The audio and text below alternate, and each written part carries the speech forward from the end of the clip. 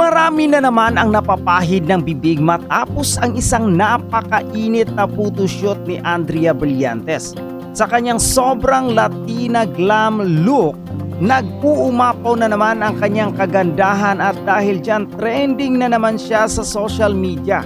Sa kanyang Instagram account, ibinahagi ng sikat na makeup artist ang transformation ni Andrea. Hindi pa lumipas ang isang oras, umabot na agad sa 40,000 likes ang litrato. Ibig sabihin lang yan, isa na namang patunay na talagang head turner si Andrea Brillantes. Hindi lang flawless makeup ang nagpabagsak ng netizen. Perfect na perfect din ang outfit ni Andrea. Suot niya ang isang metallic dress na may ruffles na hugis rosas na talagang nagbigay ng extra freshness at sophistication sa kanyang look. Kitang-kita ang Latina vibe sa kanyang makeup, bold brows, sultry eyes at napakagandang nude lips na nagpapalitaw sa kanyang morena glow. Kung ganito palagi si Andrea, baka naman Miss Universe na ang next target niya. Dahil sa kanyang stunning transformation, hindi nagulat ang mga fans nang sumang-ayon sila sa isang caption na may definition of sobrang Latina look. At syempre, dagsa rin ang mga reaksyon ng netizen na talagang napabilib sa unstoppable beauty ni Andrea. Walang duda, isa si Andrea sa mga artistang kahit anong look ang ipasuot, talagang pasok sa banga. Kaya naman hindi na rin katakataka kung bakit napapansin siya sa iba't ibang fashion shoot at bakit napakaraming brand endorsement ang patuloy na nagtitiwala sa kanya. Kung ganito nang ganito si Andrea sa photoshoot niya, parang pang high fashion runaway na talaga ang peg. Sino ang hindi mapapahanga sa kanyang killer visual at undeniable charm? Isa lang ang masasabi natin, Andrea Brillantes, never kang nawawala sa pagiging IT girl ng Gen Z. Ayun na, speaking of Blight, no, bagay na ba sa kanya talagang mag-mature? I mean, gumawa ng mga mature role. Kasi na ba, parang hindi na siya, di ba? Ang bago niyang manager ay si SK na. The manager of Bea Alonso. So, parang it's about time for for Blight na mag-mature na rin. Magmamature si Blight tapos ang nagbe-baby talk siya, ano yun? Hindi nga, sa tingin mo hindi pa pwede?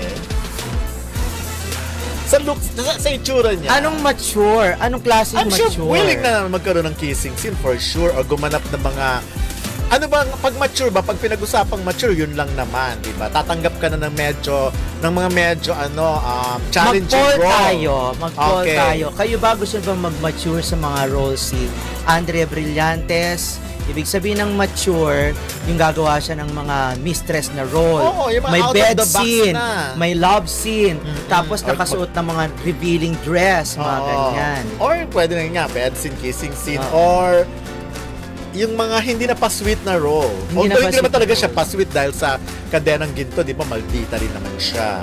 Pero bata rin kasi yung kalaban doon. Pero ngayon nga, pag nag-mature na, carry na ba niya sa tingin mo? Pwede na kung gusto niya. Okay. Ako siguro parang hindi na siya pang love team kasi, to be honest. Napipilian kasi ng role. Pero para maaga pa para mag-mature role siya kasi ang bata pa naman ni Andrea. And then, pag nag-mature role siya, nakapako na siya doon. Hindi na siya pwedeng subukan niya muna yung mga role na mga rom-com siguro or mga role na parang hindi siya pwede sa rom-com eh. Pwede pa ba siya sa rom-com? Malay mo naman, di ba? Nakikita kasi natin sa kanya malaki ang boobs niya tapos na-link na siya ng ganito. Nagkaroon na siya ng jowa at an early age of 19 kay Richie. Tapos naling siya kay Daniel Padilla. Yes. Tapos maraming nagnanasa ng mga older. Aside from the fact na medyo palaban din siya. Yung ganun yung dating pag nagsasalita, di ba? Yun. So pwede na siyang Sa'yo, sa Ako akin. hindi. Tingin ko, hindi ko siya na-imagine mag-rom-com, promise. Sa akin ayoko muna siya mag-sexy kasi natatakot kasi ako na baka, nag-aalala kasi ako na baka pag gumana siya ng ganyan at magsawa na ang mga tao sa kanya, hahanapan siya ng mas matindi. So wala siyang choice kundi it's either gawin mo, magpahinga ka or Hindi, Diba? pwede man siguro mga Maris Racal na klase ng ano, yung kaya na magano-gano, bikini. si Maris Racal naman kasi ginawa niya yung eksena na yun na hindi wala pang scandal eh. Oo, pero syempre ngayon siya napanood. Wala siyang scandal. Kumbaga talagang nagulat tayo. Hindi natin iasa, ay pwede na pala si Maris. Pero may dating ba si Maris? Saan? Yung ganon, may L factor ba siya sa mga lalaki?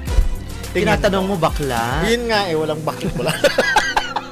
Basta ako maganda Si katawan ni Andrea Maris, kasi may may karakter. dating, di ba? Meron May siyang, karakter. kasi nga yung kinuwento ko sa'yo, di ba, meron dalawang foreigner na gustong magpa-picture kay Andrea na nakita lang sa billboard at tapos nakita sa social media. Tapos parang gusto nila at nagwagi naman sila dahil, ay hindi rin sila nagpa-picture, nagpa-video greetings nila.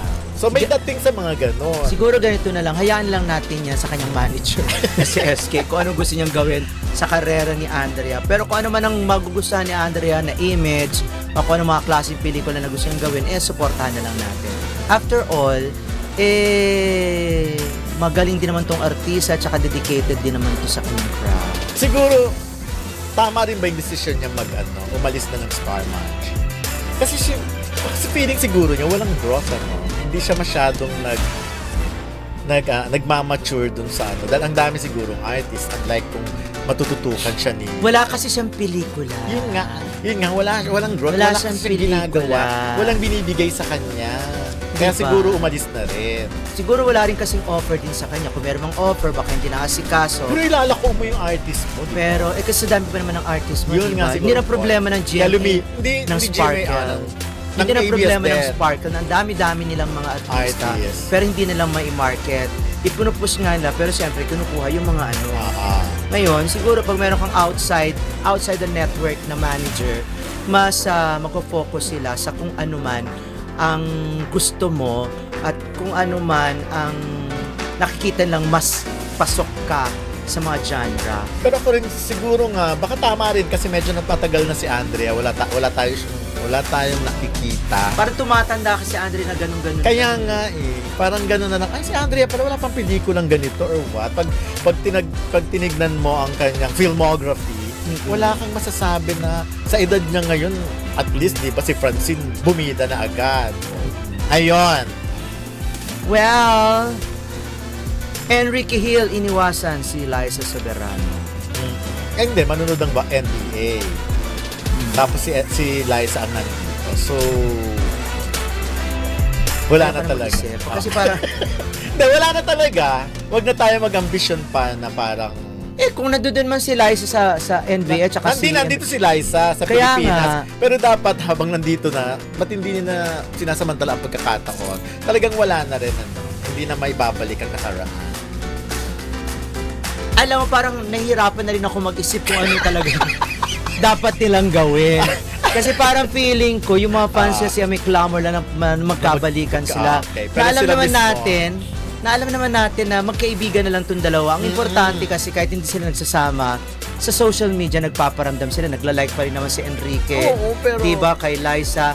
Huwag na tayo magdilulu. Sumasakit lang talaga ulo ko sa inyo. Pero tsaka katulad niyan, magjowa kayo nun. Ang tagal-tagal niyong aminin na hiwalay na kayo, di ba?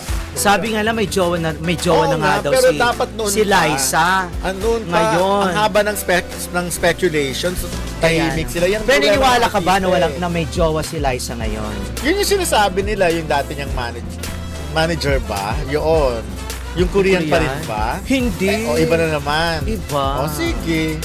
Maganda naman si Liza Tsaka si Liza naman iba. Maganda ka ba? Hindi, si Liza iba mag-isip. Hindi ba? Hindi ka maganda. Hindi, si Liza nga iba mag-isip. Hindi, tinanong kayo Ikaw kung maganda nga. ka ba? Oo naman, lahat naman tayo maganda sa... Diyos ko naman, nakita mo naman.